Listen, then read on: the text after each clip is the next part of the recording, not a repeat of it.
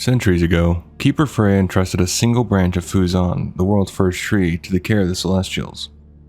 That living shard became a staff, its grain faintly pulsing with the memory of creation itself. Yulon the Jade Serpent swore an eternal vow to shelter the Wanderer's companion from any who would misuse its power. Through the rise and fall of empires, even in the shadow of the Mogu's iron rule, she upheld her promise with unyielding vigilance. In Yulon's heart, she wondered which mortal race would deserve such a gift, the Jinnu with their patient wisdom, or the serene Pandaren, whose quiet strength spoke of balance and harmony. The Hosen, by contrast, seemed ruled by impulse, brash, feral, too quick to clash among themselves to ever wield the staff responsibly. Yet as the ages passed, the serpent reflected on the many faces of courage. Not all bravery came cloaked in calm deliberation. The Hosen, though fierce and fleeting in their revelry, lived life in bold strokes, vibrant, untamed, and genuine. The ancient sap of Fuzan stirred once more. The staff called for a companion whose spirit matched its own restless energy. There was only one candidate Yulon could envision, a Hosen who bore the name Monkey King. Disguised as a wandering Hosen, Yulon journeyed into the Monkey King's bustling village, weaving amid startled stares and curious grins. The king, famed for his wit and quick temper, took her disguise at face value, until she challenged him with riddles. No flattery, no reverence. Only the stipulation that a true king would unravel her puzzles. And unravel them he did, one after another, upending her expectations. 3 days and nights passed in heated debate. Every solved riddle stoked his pride, every question shed another layer of his character. Though his temper flared, he never once struck, never once broke the unspoken code of their contest. In his cleverness and restraint, Yulon saw the mark of a leader beyond mere trickery. At dawn's first light on the 4th day, the Jade Serpent revealed her true form. Chaos erupted as Hosen scrambled, half wondering if they'd dreamed the serpentine vision. Yet the Monkey King stood his ground. When Yulon offered him Fuzan, she spoke of Keeper Freya's original gift and the trials the staff had witnessed. Then she issued her gravest warning. There would come a day when riddles and cunning would not suffice, when only decisive action could stem an encroaching darkness. The Monkey King's eyes, alight with confidence, betrayed no hint of doubt. He accepted the Wanderer's companion with a sly grin, unaware perhaps of the true measure of responsibility that lay ahead. Beneath the thunderous march of Lei Shen's armies, Pandaria's skies blackened and shook. One by one, the august celestials fell to the might of the Thunder King and his mighty Mogu. Except for Yulon, who slithered unseen through the Jade Forest. There, among the broken spirits of captive Pandaren miners, she whispered counsel in hushed breezes, reminding them of ancient truths. Hope can blossom in stone, and courage grows in the darkest tunnels. It was on a sweltering afternoon as Yulon visited a hidden slave camp carved from living rock, that Lei Shen himself unleashed a bolt of pure lightning. The sky split with a blinding crack. The bolt struck Yulon's shimmering form, pinning her to the earth like a fallen star. Pandaren hands, fierce in their compassion, secreted her away beneath the surface, into a clandestine cavern carved in tribute to the Celestials' glory. There, amid torchlight and whispered hymns, Yulon bore witness to their silent suffering. Moved by their resilience, she poured the last of her magic into the cavern's walls, infusing every vein of ore with wisdom, fortitude, and a rekindled spark of hope. Yet her heart, wounded by the Thunder King's wrath, faltered. With her strength ebbing like a dying tide, she asked the Pandaren to sculpt her likeness, an effigy that might serve as her vessel when her spirit grew faint. So the miners toiled, pickaxes echoing against stone, generation after generation for a century's span. And as a final chisel fell into place, Yulon's life flickered out, only to surge anew in living jade. The statue's eyes opened, and the Jade Serpent breathed once more, reborn in stone and spirit. Even now, whenever her energies wane, she must awaken through a freshly carved effigy. Should the Pandaren ever falter in their devotion, her spirit would slip into the void. Yet Yulon's unwavering faith in their steadfast hearts leaves no doubt that as long as courage endures, she will never be lost. High atop Mount Everest, Xiaohao's lungs burned with each gust of icy wind as he pressed through the swirling mists. Out of the green haze, the Jade Serpent emerged, her scales gleaming like living jade in the dawn's pale light. Driven by the weight of impending disaster, Xiaohao desperately asked the ancient spirit on guidance to protect his people from the sundering. In that moment, the serpent told him to seek out the heart of Pandaria, promising that he would uncover the wisdom needed to shield his land from ruin. Stealing his resolve, Xiaohao turned away from the summit's edge, ready to brave whatever trials awaited him on the road ahead. In the hushed chambers of the Jade Temple, a young Pandarian girl named Faye emerges as both guide and enigma. She isn't truly Faye at all, but an illusion woven by Yu'lan's will, an intricate test for any adventurer seeking wisdom amidst the temple's green-tinged halls. Only after mastering the trials of the Jade Forest does Faye lead the traveler onward, through a mist-laden pass to the serene expanse of the Valley of the Four Winds, where each rustling leaf whispers of Yu'lan's ancient power. Centuries pass like ripples across a still pond, and each century brings the same sacred labor. Miners and sculptors gather within the temple's courtyard to erect a massive statue of jade, so vast and lifelike that for a heartbeat one might swear the serpent itself stood among them. As artisans lay the final piece, Yu'lan pours her life essence into the sculpture, and stone blooms into spirit. Thus, through countless generations, the Celestial renews her form in gleaming jade, her one enduring promise to watch over Pandaria. When the world teetered on the brink of ruin, Yu'lan joined her fellow Celestials in a moment of unparalleled unity. Together they pried open the gates of the Vale of Eternal Blossoms, ushering in a sanctuary of peace where Pandaria's hopes could take root. And when the Mogu's shadow fell upon the Vale again, Yu'lan lent her power to the Golden Lotus warriors, imbuing their blades with her emerald light, so that even in the wake of Ji the Harmonious's passing, the faithful might stand firm against tyranny. Yu'lan's influence threads every corner of the land, an unbroken strand of jade binding Pandaria's past to its destiny. After days of treacherous mountain passes, hidden grottos, and moonlit crossings, you and Rathian finally stand before the towering steps of the Jade Temple. The air hums with ancient power, and the polished jade walls gleam like emerald flame in the filtered sunlight. Your heart pounds as you adjust the legendary cloak across your shoulders. At the summit, the great bronze doors open, revealing a vast hall awash in pale light. There, waiting upon the top of the stairs within the temple, Yu'lan coils with serene grace. Rathian stepped forward to begin talking with the Jade Serpent, every footfall echoing in the cavernous hall. As he approached the bottom of the stairs, Rathian lowered his head in reverence. A gentle hiss answered him as the colossal dragon's eyes opened, glowing with ancient calm. Rathian raised his chin. "Great Jade Serpent, hear our plea. My champion and I seek the blessing of your wisdom." The serpent's voice rippled through the chamber like water over stones. "Ah, the dragon child and the hero.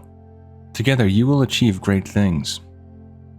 Her form shifted, coils folding into an even more regal posture. "Tell me, dragon child, what is the nature of wisdom?"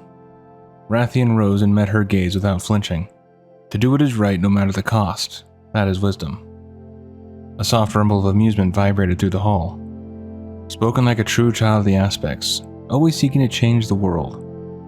The Jade Serpent drifted closer, the air growing cool with her presence. But true wisdom comes from knowing what is right, and sometimes doing nothing at all. Rathian frowned, uncertainty flickering across his features. When is it ever wise not to act for the greater good? Her scales caught the light as she inclined her head. To learn that is to learn true wisdom. With a flourish of emerald light, she beckoned. "Come forward, I will give you my blessing." Rathian exchanged a glance with his companion and stepped into the glowing circle before the Jade Serpent. "My challenge, if you accept it, will test your cunning and footwork, even in the midst of life-threatening danger," she warned, her voice a silky promise of trials yet to come. "After beating the trial, she grants you her blessing, and you continue on your journey." Beneath the pale glow of the Vale's newly planted sapling, the Celestials gathered in solemn vigil. The ethereal ghost of Emperor Xiaohao, Lorewalker Cho with his scrolls, and a stalwart adventurer joined them. As the first roots sank into sacred soil, Yu'lan spiraled overhead, her emerald coils weaving a living current of restorative energy. Each slow arc of her flight wove vitality back into the land, coaxing blossoms from barren stone and stirring the long-dormant spirits of Pandaria to awaken once more. Time drifted like drifting petals on a breeze until the Monkey King, staff in hand, felt the last echoes of his journey with Fuzan. With a respectful bow beneath Yu'lan's graceful gaze, he returned the jade-carved staff into her care. In that silent exchange, he entrusted her with the staff's next passage, readying it to find another worthy soul when the world again called for its power. Faye guided Fenella Darkfire, Karik Irongrin, and Fendrig Redbeard deeper into the mist-shrouded cave. Each step echoed with the clang of pickaxes and the groan of shifting stone. Their faces grew tight with frustration and suspicion. Yet the mysterious guide pressed on, her silent confidence somehow compelling them to follow. It wasn't until the dwarves returned to the surface that the true tale unfolded.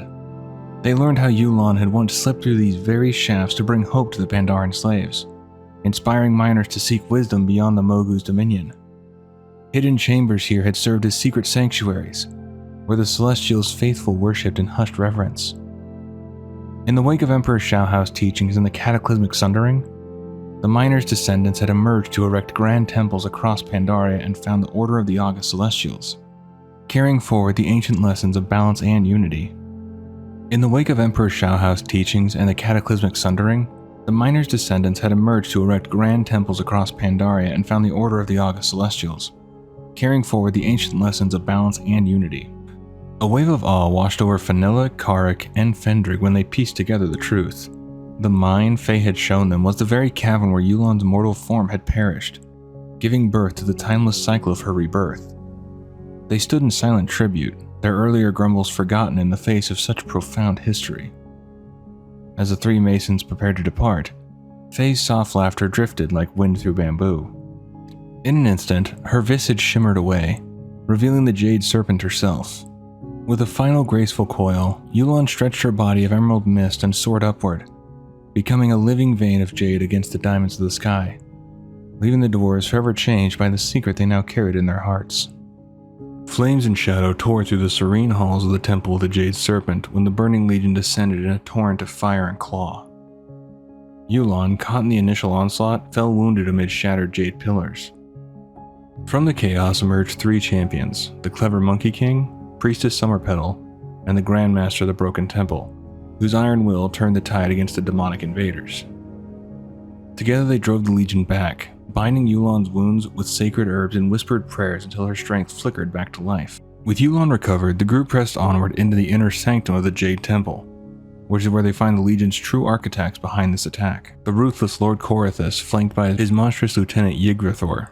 Steel sang against hellfire as the mortals clashed with Korithus, each strike a promise to protect Pandaria's sanctity. Yulon herself confronted Yggdrathor, her sinuous form weaving emerald light that scorched demon flesh and shattered blackened armor. With a final thunderous roar, Korithus fell, his dark essence unraveling into nothingness. In the hush that followed, Yulon's voice, soft yet resonant, echoed through the jade veined chamber. She honored the Grandmaster's courage by gifting them Fuzan, the Wanderer's companion, its living wood still humming with the breath of the world's first tree. With a graceful coil of emerald mist, the serpent bore them away across the seas, depositing her champion before the shining spires of the Temple of Five Dawns on the Wandering Isle, where new trials and new legends awaited. A bruised dawn broke over the Vale of Eternal Blossoms as shadows swarmed its golden groves, the twisted legions of N'Zoth pouring through shattered gates. Far above the chaos, Yulon glided in silent vigil, her form weaving between storm clouds. Wherever tendrils of void corruption crept among the blossoming boughs, she dove with fierce grace, summoning surges of emerald light to push back the darkness. In that soaring watch, the Jade Serpent became both guardian and beacon, an unyielding promise in a world teetering on the brink. Beneath the golden mist of the veil, ancient petals drift like memories on the breeze.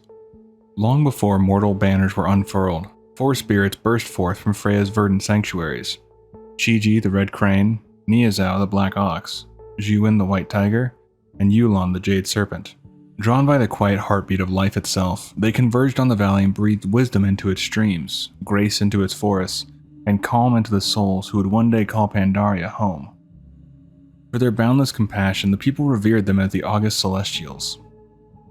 Thunder split the jade heavens the day Lei Shen, the Thunder King, marched at the head of his Mogu legions. With storm-forged brutality, the Conqueror overpowered each celestial sanctuary, in turn silencing their shrines and binding their guardians. Chi-Ji, the living promise of hope, was shackled in searing runic chains and paraded above the sea of cowering Pandaren slaves. His crimson wings drooped, his song of courage was smothered by the roar of tyrants. In that moment, Lei Shen proclaimed that even heaven would bow before him. But tyranny could not chain the wind forever. When the Pandaren rose in revolution, Chi-Chi's restraints shattered alongside theirs. After the final stone idol of the Thunder King cracked, the red crane swept across the rain-washed sky, painting an arc of color above the land, so the Pandaren knew they need not fear the storms any longer. Ages later, Emperor Xiaohao strayed into the whispering marshes at the heart of his journey. Fog coiled like doubt around his ankles.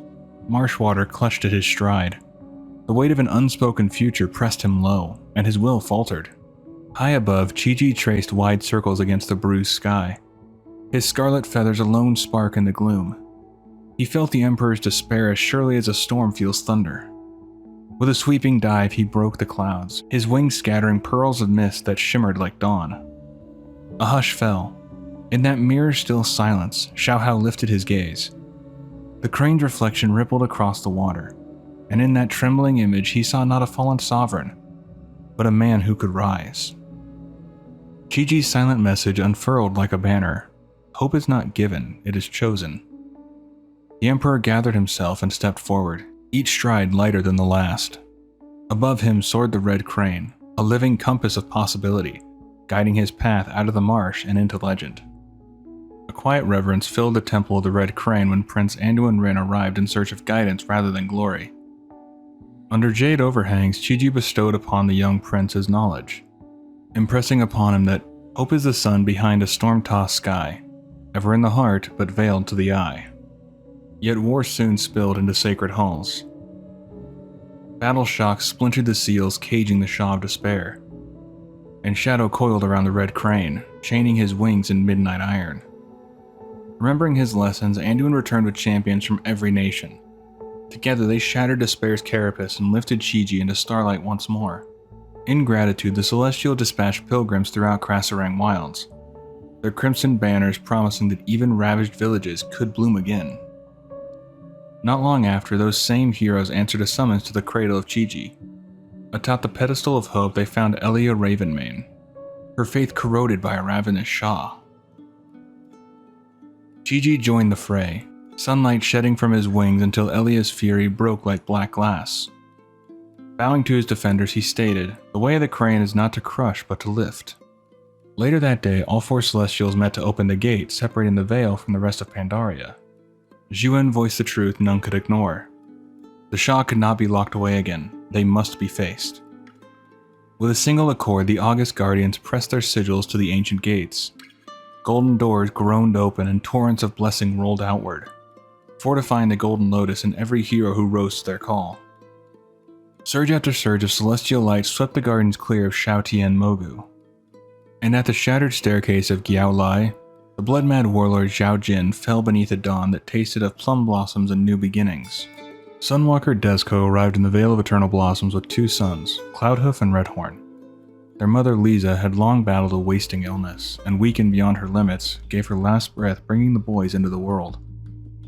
Carrying both the infants and her memory, Desco entrusted them to their mother's cousin Nala at the Shrine of Two Moons. Meanwhile, the Golden Lotus scoured every village for a foretold child destined to join their ranks. Yet no spark answered their tests, until a vermilion comet swept through the pillared walkways, Chi-Chi himself. Chi-Chi sensed somewhere within the shrine that a destined child was here. Making his way through the shrine, he ended up in the room where Cloudhoof and Redhorn were in, with Nala protecting the young boys. Desco followed shortly afterward, making his way through the crowd that followed the Great Red Crane, and told Nala to stand down. Chi-Chi cocked his head. "You call them Cloudhoof and Redhorn, but those are not their real names." "Not their real names?" Mokimo squeezed through the refugees, Lotus, and Horde who were crowding around the partition, eager to watch. "No." Desco looked at the Red Crane in astonishment. Redhorn and Cloudhoof were the children's weaning names, a rare tradition his tribe carried. In time, they would take on their true names, one for an old and dear friend who had died in Pandaria's coastal jungle, and the other for a new friend who had helped his tribe. "I did not foresee twins," Chi-Chi's avatar turned to Ji. "Only one need serve the Veil." "I understand," Ji nodded. The elder's calm facade had crumbled. There was genuine shock on his face. His eyes met Desco's. "Children from afar. I never expected this, my friend," the Lotus leader said. "It had crossed my mind, of course, but I never thought it was a real possibility." "They are my sons." Desco struggled to make sense of what was happening. The whole series of events had unfolded so quickly. What you're asking me is to protect that which you have traveled so far to protect, the Red Crane replied. To honor your wife's dream, to sacrifice for the Veil as she did. It is good you have two. One will help the Veil, one will stay with you. The only thing left to do is choose. Gigi's avatar began to fade into the air like smoke. Wait, Desco shouted. But there was no reply. The Red Crane disappeared. The Lotus members clapped in celebration. Behind them, refugees worked their way toward the children.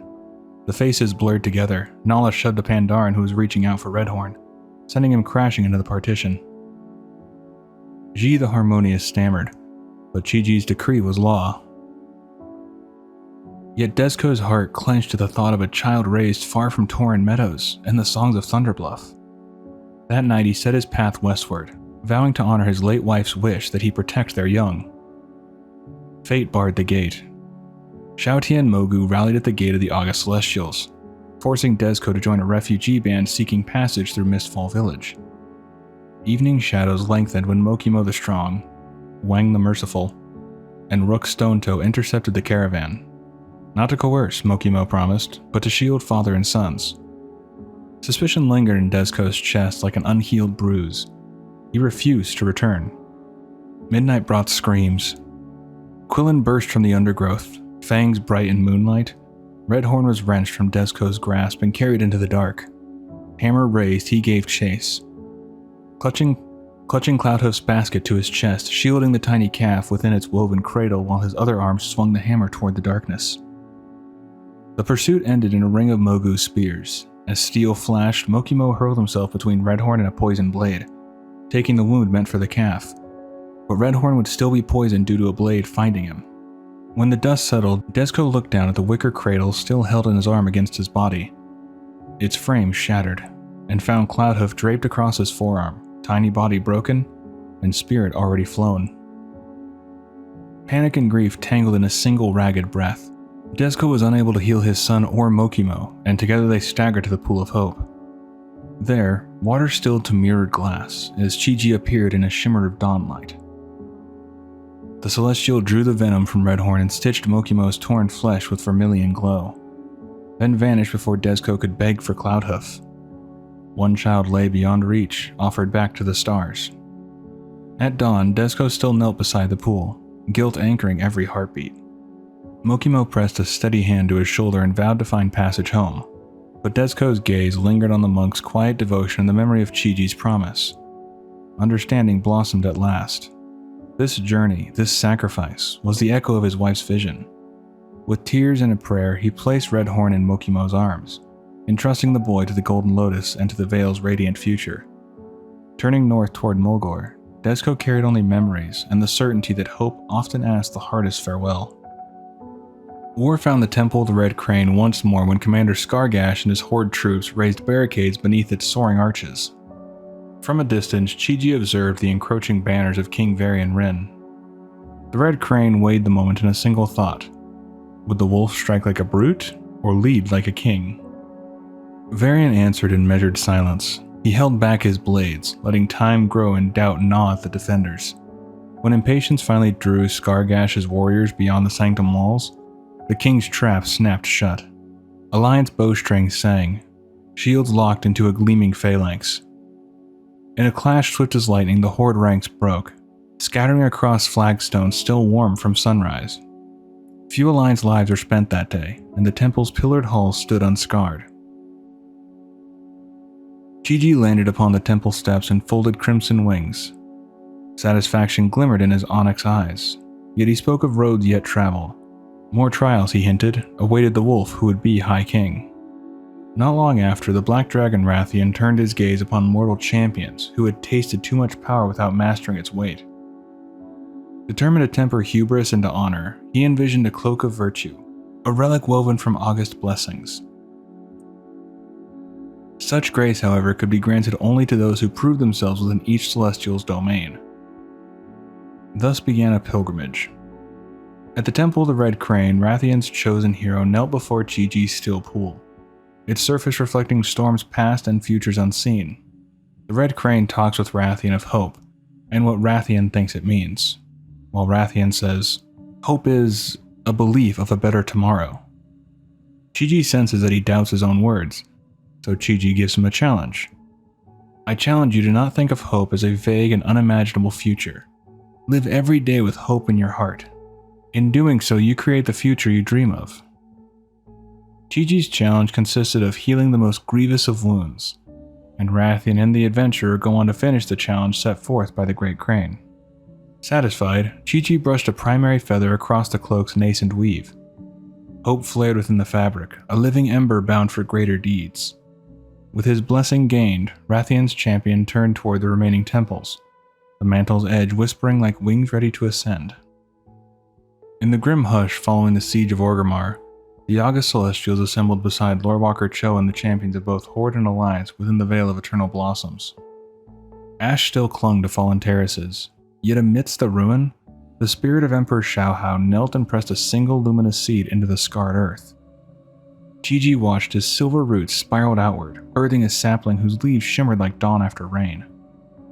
Turning to the gathered heroes, the Red Crane declared that this tree would stand as a living sigil of hope, that the Veil, though wounded, would one day bloom brighter for having endured. He charged them to nurture that promise in deed and in heart, so the land and its people might rise stronger than before. In the uneasy hush that followed the Fourth War, a deeper shadow slithered into the Veil. Void tears were unleashed above the summer fields, linking Azeroth to the abyssal city of Nyalotha. From those holes in reality drifted the eyes of the Empire, lidless sentries whose gaze could unweave sanity. The 4 August Celestials met the incursion as one, their auras bright enough to stain the dark purple sky with gold. Chi-Ji wheeled over the terraces like a living comet. Crimson wings scattered embers of dawn. His voice carried on every gust, a summons to champions of both Horde and Alliance. Together they plunged through garden paths turned battlefield, suturing each wound in the heavens and shattering the floating eyes before their whispering could take root. By night's close, the tears had closed, the eyes lay in quiet shards, and the Veil breathed freely again. Hope did not merely survive, it soared, feathered and fearless, above the summer fields. Now there was a section I took out which was just simply him in the book War Crimes, which goes over what happens to Garrosh after the Siege of Orgrimmar and they have a trial. The wiki really didn't have anything on it, but I do want to do a deep dive into that book. I have talked about Garrosh before, so I cover it more there, but it's a pretty interesting book, so in the future I'll probably look into doing more of that book. Thunder rolled across Pandaria as Lei Shen's army swept through the land, and even the divine might of the 4 August Celestials could not withstand the Mogu's relentless advance. Amid the chaos, Niu Zhao, the steadfast Black Ox, found himself encircled by a legion of towering clay warriors, each sculpted with such uncanny precision that for a moment he believed them fully alive. In that instant, doubt crept into his heart, and fear gripped his noble chest. With a roar that cracked the sky, the clay sentinels closed in, and the Black Ox fell beneath their stony onslaught. On that fateful day, the Mogu claimed victory over one of Pandaria's greatest guardians, leaving only echoes of his courage behind. High atop the Serpent's spine, a colossal wall dividing the manted realms of the Dreadwaste and the town-long steppes, Emperor Xiaohao hesitated, every muscle coiled with dread.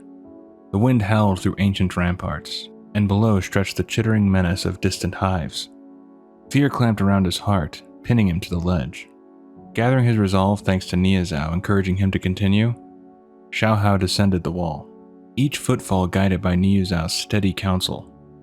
As he entered the wasteland's parched earth, the howling winds gave way to a tense silence. Deeper into the area he pressed, the landscape's oppressive stillness driving him onward. But then came another sound, an ominous clatter of manted weapons, and the rasping hiss of 3 of their warriors trying to attack something in the trees.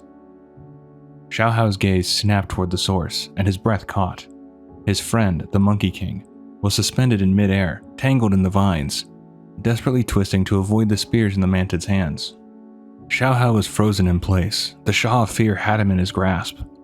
But from across the wind-swept steppes came Niu Zhao's deep rumble.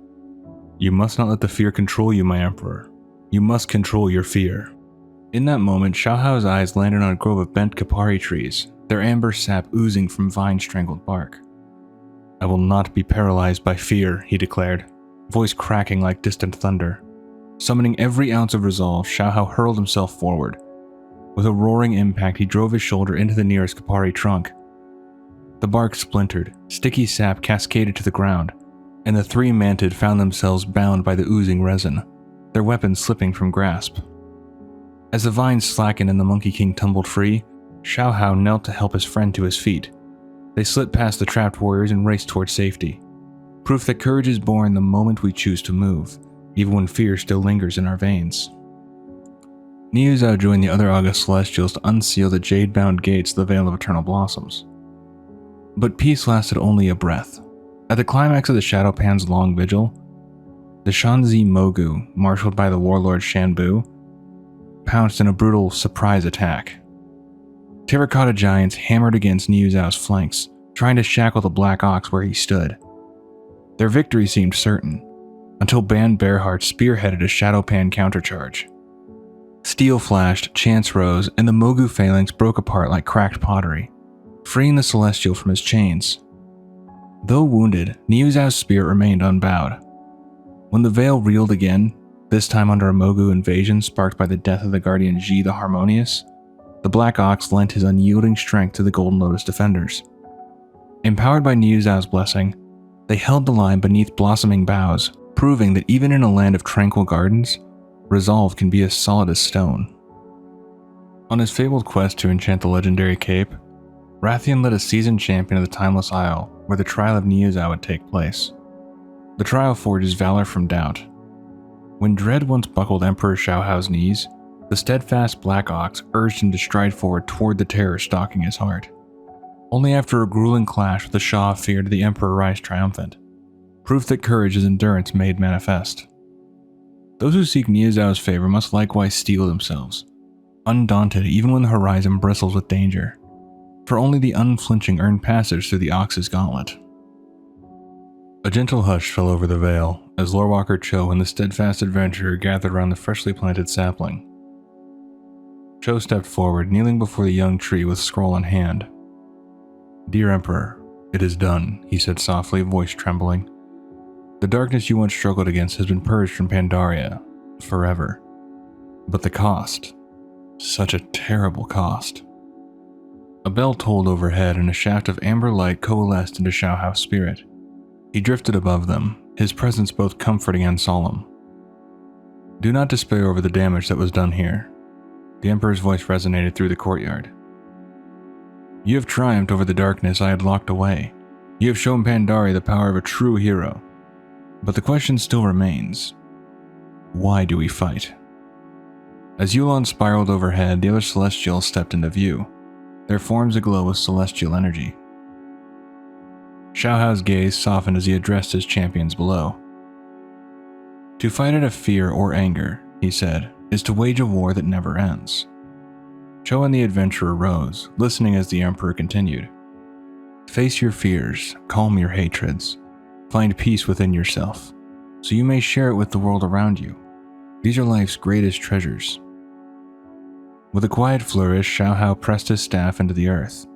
In an instant, the sapling shot skyward, its branches unfurling into a towering beacon of jade and gold. "Surely these treasures," he whispered, "are worth fighting for." Then, with a final bow, his form dissolved into a blinding flash of light, leaving the fully matured tree as his living legacy. Cho knelt once more, tears glinting as he whispered, "Thank you, Emperor, thank you." Around him, the Celestials shared their reflections. Cho vowed that, "What you have achieved today will shape Pandaria for thousands of years to come." And Chi-Ji added that, "The tree stands as a symbol of hope, a promise that our land may heal and grow stronger by your deeds." Niu Zhao nodded his approval, while Zhuan praised the hero's valor, saying, "Your strength has freed this land of its long-held darkness." Yulong looked toward the budding tree and spoke of the work ahead, reminding them that, "Thanks to your deeds, we no longer labor in the shadow of Yasharaj's breath. In time, the Shah will fade, and your name will be remembered with the reverence of the last Emperor." Under the watchful eyes of the Celestials and the spirit of Xiaohao, the Vale of Eternal Blossoms began to stir back to life, its future forever shaped by courage tempered with compassion. As the shadow of Nazoth's assault darkened the Vale of Eternal Blossoms, the once serene Emperor's approach became a crucible of defiance. Amid shattered jade lanterns and fallen petals, Niu Zhao the Black Ox planted his massive hooves on the ground, his breath a steady rumble in the chaos. The abomination surged forward in relentless tide, tentacled horrors crowned with octopus-like heads and hooves for feet, each writhing limb lashing out at anything in reach. Yet for every foe that lunged at his flank, Niu Zhao's horns swept in precise arcs. He broke their formation with relentless strength, tearing through void-tainted flesh. Where they sought to overwhelm him with sheer numbers, he met them with unbreakable resolve, hooves slamming down like thunder, horns locking and ripping as one. Dust and petals swirled in the tumult as Niu Zhao's deep bellow rallied the Vale's defenders. Around him, Pandarian monks pressed forward, inspired by the Black Ox's unshakable calm. With each fallen conqueror, he carved a path for hope, pushing the tide back toward Nazoth's encroaching darkness. When the final faceless beast collapsed at his feet, Niu Zhao stood unbowed, his coat dusted with jade and ash, his eyes alight with the promise that even in the face of abyssal terror, the strength of an unyielding spirit could turn the tide. In that moment, the Emperor's approach was more than a battleground. It was a testament to the Black Ox's unwavering shield against the void. Before the winds howled across Kunlai's frozen peaks, before thunder cracked over the highlands, a storm brewed in the heart of the Mogu. Among them rose one who would defy the order of things, a warlord named Lei Shen. Ambition burned in his veins like lightning, and he turned that ambition against his own master, Raden, the Stormkeeper. In a brazen revolt, Lei Shen stole a fragment of the Keeper's divine power and crowned himself not just Emperor of the Mogu, but ruler of all who dwelled beneath the clouds. His rise was swift and merciless. Entire civilizations were crushed beneath his heel. The fledgling Jinyu Empire fell first, their waters turning red. The Hosen, ever unruly, were broken next. For those who resisted, there was death. For those who yielded, only chains. And so the land wept as Lei Shen's dominion spread like a storm across the land. Fearing the unstoppable tide of conquest, the Pandarian made a desperate exodus into the treacherous heights of Kunlai Summit. There, amid the snow-lashed cliffs and bitter cold, they sought the sanctuary of one who had long stood apart from the affairs of mortals, Zhi Wen, the White Tiger, august celestial of strength and courage. For a time, he offered them shelter.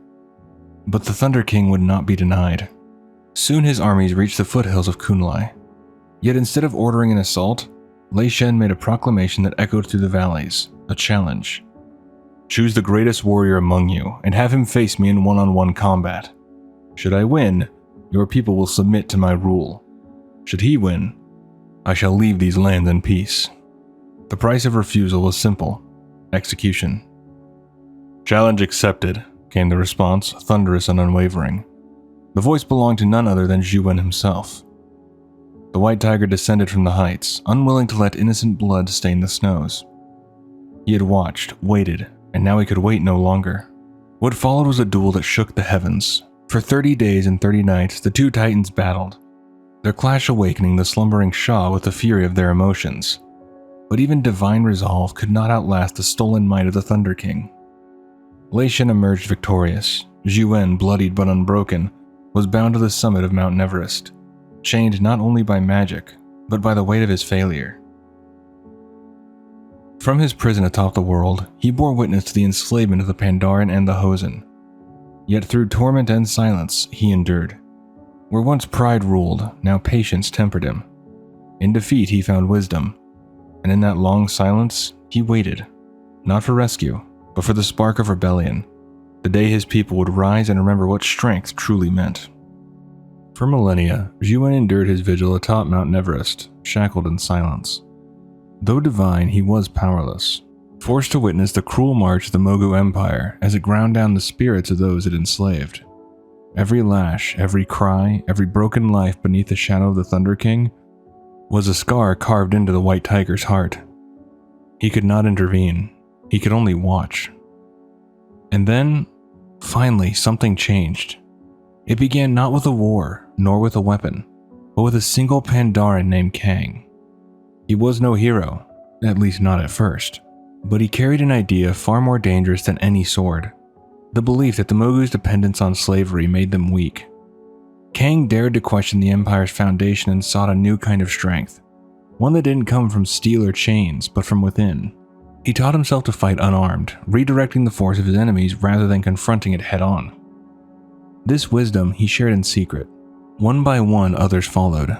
Together they slipped away to Kun Lai, vanishing into the snowbound wilderness to train, to grow, to wait. Years passed. One day, Kang climbed Mount Everest alone, seeking clarity in the stillness of the summit. What he found instead was the white tiger. Jiwen had been waiting, not in bitterness, but in quiet hope. Isolation had not broken his spirit. It had only strengthened his resolve. He welcomed Kang not with fanfare, but with wisdom. "Look to the little life you can find in these heights," Jiwen said, "and you will know strength." Kang turned his gaze outward and saw them. The stubborn trees that clung to the ridgelines of Kun Lai, twisted by wind, hardened by sleet. Their roots clawed deep into the frozen stone. They did not tower, they endured. That was their strength. Inspired, Kang and his followers built their monastery from those trees. They did not forge swords, they carved staves. Tools of balance, instruments of purpose. Kang shaped his own and brought it to Jiwen, who laid his paw upon the wood and blessed it. Kang named it Shaylun, after his son, a victim of the very cruelty he had vowed to end. Kang carried Shaylun for the rest of his life. It was his walking stick, his shield, and sometimes his only defense against the blades of the Empire. But it was never the staff that made him dangerous, it was his conviction. His voice stirred the hearts of the oppressed. His vision gave them courage, and when all seemed lost, it was his will that kept them moving forward. Shaylun was with him on the day of his final stand, when Kang, a former slave, gave his life to strike down the last Mogu emperor. With that sacrifice, the chains of an empire shattered. The revolution had found its spark, and Pandaria at last was free. On the morning of Xiaohao's coronation, when the air in Kun Lai Peak crackled with anticipation, Jiwen dispatched a lone monk bearing a precious gift.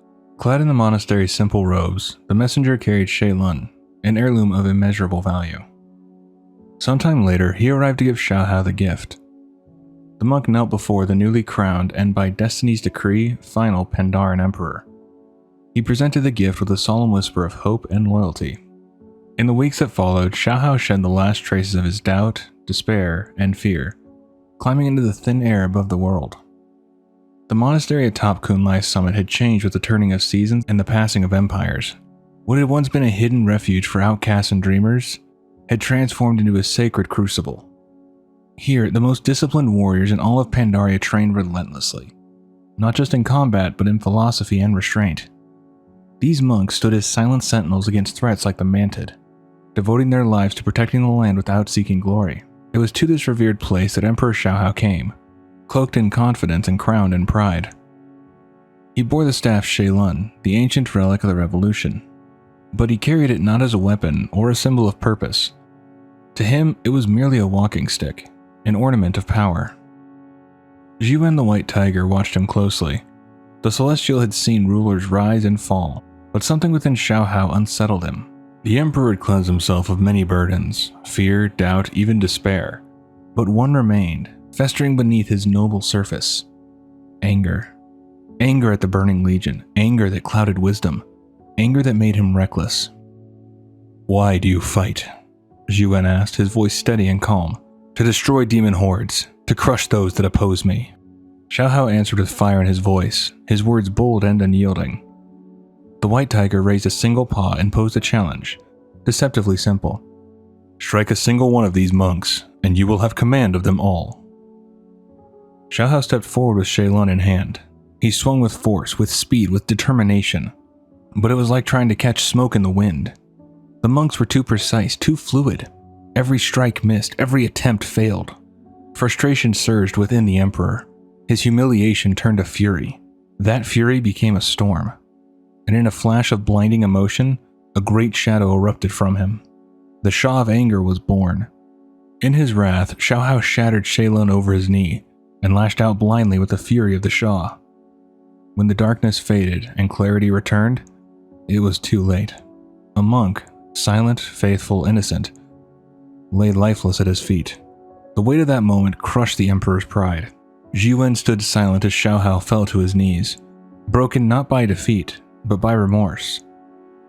There, amid the quiet ruin of his own doing, Xiaohao let go of his final burden. "Again I ask, why do you fight?" Jiwen said once more. This time the answer came not from pride, but from pain, from clarity and from love. "For the people I protect," Xiaohao said softly. "For them, I would give my final breath." With those words, the Emperor was changed. He took one half of the broken staff, reborn not as a weapon of war, but as a symbol of sacrifice, and descended the mountain. Back to the Vale of Eternal Blossoms, back to his people, ready at last to fulfill the destiny he had once sought to command. In the shadow of Kunlai's towering peaks, it was Yuan the White Tiger who stood as guardian and judge to those who sought to enter the sacred Vale of Eternal Blossoms. When Anduin Ren arrived, accompanied by Ji the Harmonious and Terran Zhu, it was Yuan who welcomed them. His presence as commanding as the mountains themselves, yet as measured as a monk's breath. Yuan was no idle sentinel. Those who wished passage into the Vale did not simply walk through its gates. They had to prove themselves. Adventurers were summoned to his trials, where strength was measured not just in might but in purpose. Yuan sifted the worthy from the unworthy, ensuring that only those of true resolve would set foot within the Vale. Whether clashing in fierce combat or rising in the arena of annihilation, adventurers stood under Yuan's watchful eye, fighting not for sport, but for growth, for readiness. But peace is ever fleeting. After the untimely death of Ji the Harmonious, the Mugu returned with fury in their hearts and conquest in their wake. The Vale, once untouched and pristine, stood on the brink of desecration. In that hour, Yuan did not hesitate. He bestowed his strength upon the warriors of the Golden Lotus, empowering them to stand against the invaders and protect what remained of Pandaria's beating heart. Even as the world shifted and wars raged, Yuan endured, ever the sentinel, ever the judge, and always a protector of balance, strength, and purpose. Wrapping himself in the lingering mist of the White Tiger's temple, Rathian strode forward alongside his champion, every footfall echoing against the columns. The air thrummed with quiet power, as though the temple itself recognized the legend that had come to call upon its patron. Pausing before the altar's heart, he lifted his voice without hesitation. "I'm looking forward to this. The White Tiger is the embodiment of strength in Pandaria." Silence answered at first, and then a growl of approval reverberated through the stone as Yuan emerged from the shadows. His fur is radiant white against the temple's walls. Rathian bowed respectfully and continued, "Great White Tiger, hear our plea.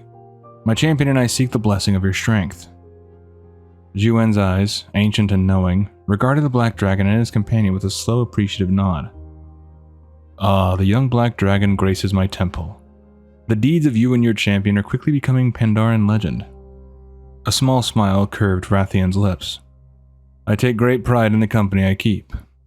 The tiger's gaze sharpened, probing the depths of the dragon's ambition. "Tell me, young prince, what is the nature of strength?" Rathian did not flinch. "The power to crush one's foes, that is strength." Yuan tilted his head, a rumble of amusement in his throat. "You speak only in terms of one's enemies." "Well," Rathian admitted, "certainly strength can benefit one's allies." "And how so?" the White Tiger prompted, curiosity flickering in his eyes. Rathian's grin widened. "By using it to crush their enemies." The temple trembled with Yuan's low chuckle. "A black dragon through and through. Very well, I will give you my blessing, but also some advice." The tiger paced slowly, each step deliberate. "Strength used in service of others is twice as powerful as strength spent on one's foes. Now, my challenge, should you accept it, will test your ability to stand right in the face of danger and persevere." And with those words, the White Tiger's roar blended into the walls of the temple, marking the beginning of a trial that would demand every ounce of Rathian and his companion's newfound might. After defeating the challenge, Yuan gives you his blessing and you continue on your journey. In the silent snows of Kunlai, where the wind whispers through jagged peaks and ancient secrets lie buried beneath centuries of ice, the Shadowpan uncovered something extraordinary. Led by the vigilant master Juan Snowdrift, a small contingent of the Order unearthed two artifacts of immense power: the Fist of Ra-Den and the Highkeeper's Ward. These relics, once wielded by Highkeeper Ra himself, shimmered with the crackling essence of Titan-forged might. Though long forgotten by most, their legacy had not faded, and the Shadowpan knew at once the danger they posed. In the wrong hands, these weapons could unmake what generations had struggled to protect. With solemn urgency, they carried the artifacts to the Temple of the White Tiger. Jiwen, wise and resolute, listened to their concerns and agreed. Such power must not fall into unworthy hands. He took the relics into his keeping, sealing them within his sanctuary, not as trophies, but as trust held in waiting. Yet Jiwen did not view the relics as evil. He knew that though the Mogu had once wielded them in conquest and cruelty, these weapons were not born of darkness. They were forged by Aman'Thul, Highfather of the Titans, not to destroy, but to protect. Their corruption had come from those who misunderstood their purpose. So the White Tiger waited, not for another warlord or tyrant, but for a mortal of true heart and noble cause.